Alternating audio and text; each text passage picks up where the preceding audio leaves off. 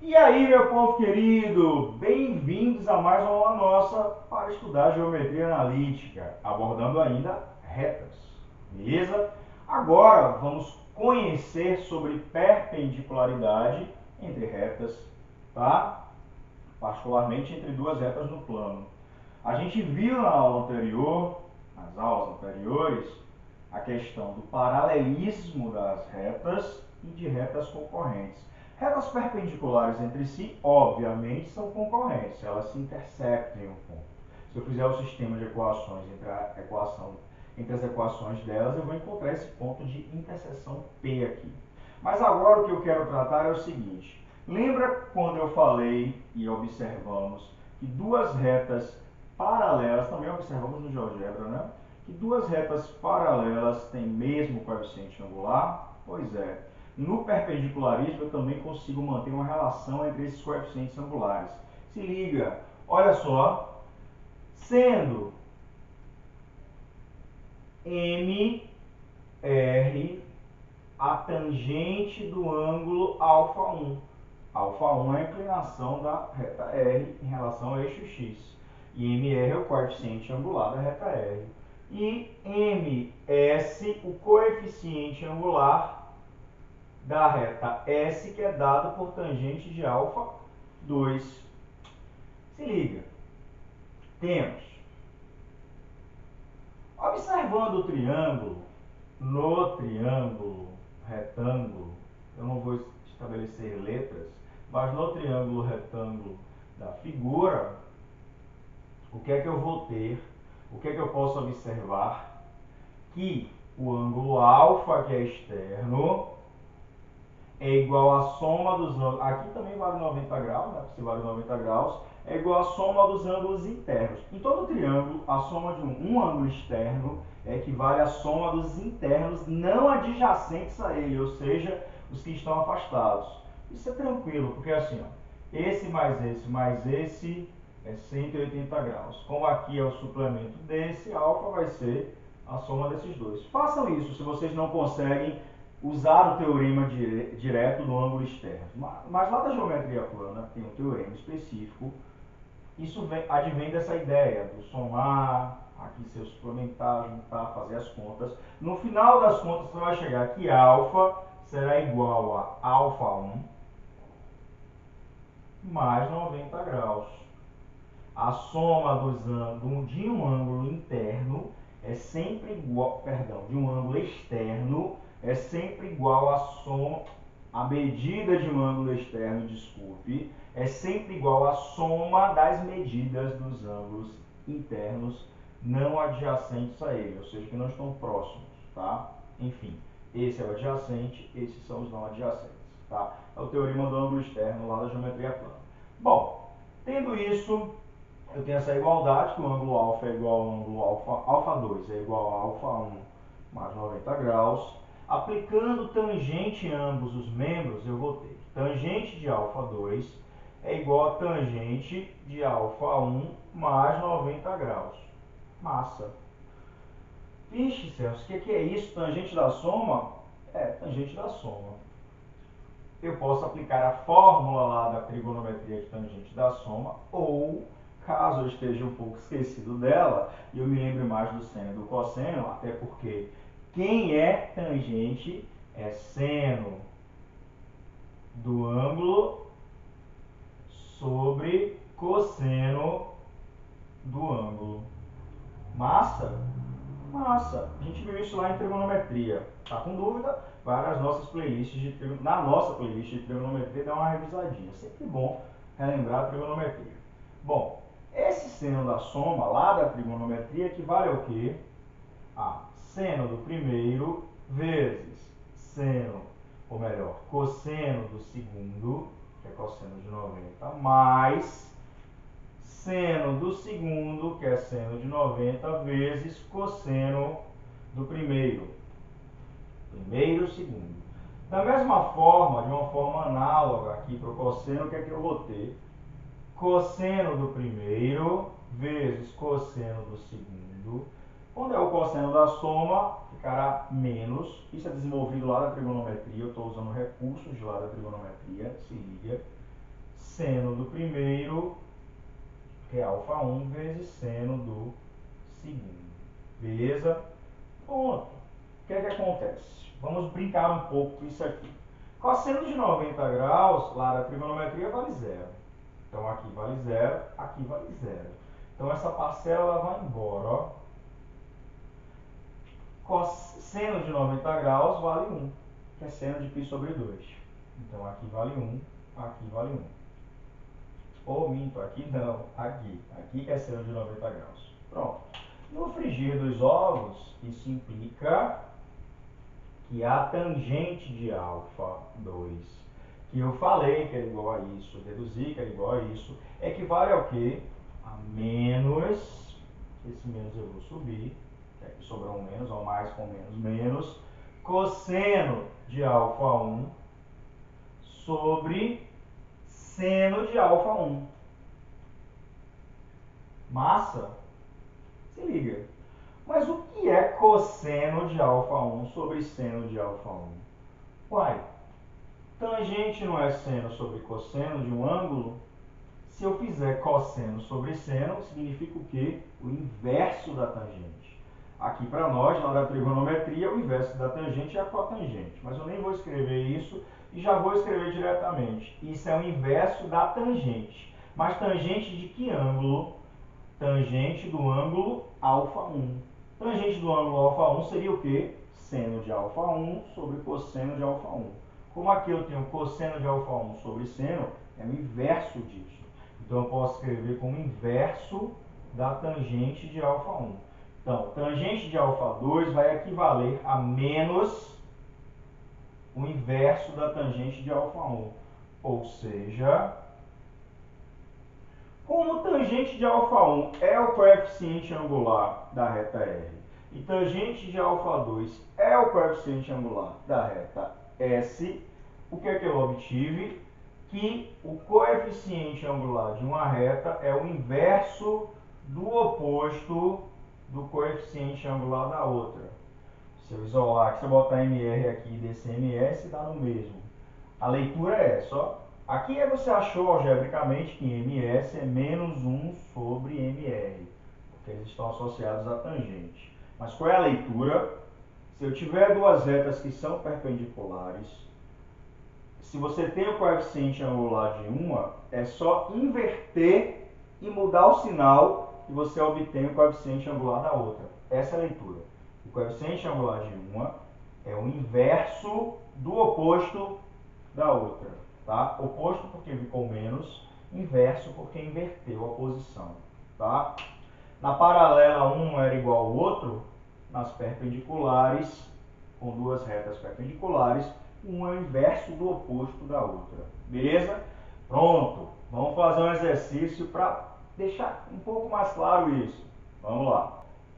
Então, meu povo lindo, vamos fazer um exemplo aqui para poder a gente fechar a aula. Eu não vou ao GeoGebra hoje, mas quando eu entrar no próximo tópico sobre reta, que é a distância de ponto a reta, aí nós iremos no GeoGebra e aí eu refresco a ideia de retas perpendiculares com o GeoGebra, como fizemos com as paralelas e as concorrentes. É sempre bom estar usando a tecnologia para nos dar suporte também. Se liga. Olha só, determine a equação da mediatriz. O que é mediatriz? Do segmento cujas extremidades são os pontos A e B. Eu não vou nem fazer, aliás eu vou fazer o esboço aqui, eu falo que eu não vou fazer, mas eu vou fazer. Marcando os pontos A e B no plano cartesiano, 3 e 2, tá? E menos 2 e menos 4. Menos 2, botar aqui, menos 4 lá embaixo. Enfim. Pronto, aqui tem o ponto, só para a gente ir para o registro gráfico e enxergar melhor, tá? Não sou muito bom de reta, mas enfim, tá aqui. Esse segmento, tá feio aí, mas tudo bem. Ponto A, ponto B, origem, eixo Y, eixo X, origem tá ali. Massa. Então, eu tenho esse segmento que é mediatriz no segmento. Lá da geometria plana, nas suas aulas de desenho, de construção, ou mesmo de estudo da matemática com a geometria plana, a gente sabe que mediatriz é uma reta que passa por outra reta ou um segmento de reta, que é esse caso aí, ok? Interceptando ela no ponto médio, interceptando esse segmento no seu ponto médio. Então, eu vou considerar o ponto médio M entre A e B, e a reta que passa aqui e é perpendicular, não só passa pelo ponto médio, ela passa pelo ponto médio e é perpendicular. São conceitos da geometria plana que a gente precisa saber aqui na analítica, tá? Então, uma reta M, que eu vou chamar, é a mediatriz do segmento AB, desde que ela seja perpendicular ao segmento AB e intercepte no ponto médio. Se liga.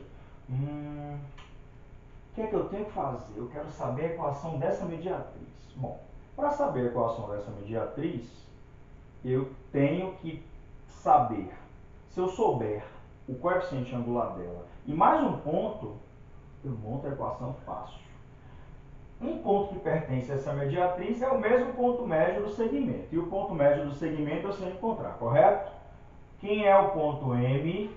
O x do ponto M, ó, sendo x do ponto M é a soma das abscissas, 3 menos 2 dividido por 2, que dá meio. E o y do ponto M, a gente viu isso quando estudou o ponto, é o que? A soma das ordenadas e divide por 2, que dá menos 1. Logo, o ponto M tem coordenadas meio e menos 1. Massa. Guardei. Então, eu já sei que essa reta passa pelo ponto M. Mas só isso não dá para montar a equação da reta. Tá? Lembra? Eu tenho que ter um ponto. Eu posso montar na equação fundamental, por exemplo. Y menos y0 igual ao coeficiente x menos x0. E aí eu desenvolvo, chego na geral, chego na reduzida, no formato que eu quiser. Tá? É juntar as informações. Bom, eu tenho um ponto já, massa. Falta o coeficiente angular. Se falta o coeficiente angular, eu posso pensar. Olha, eu consigo obter o coeficiente angular da reta que passa por A e B? Sou capaz.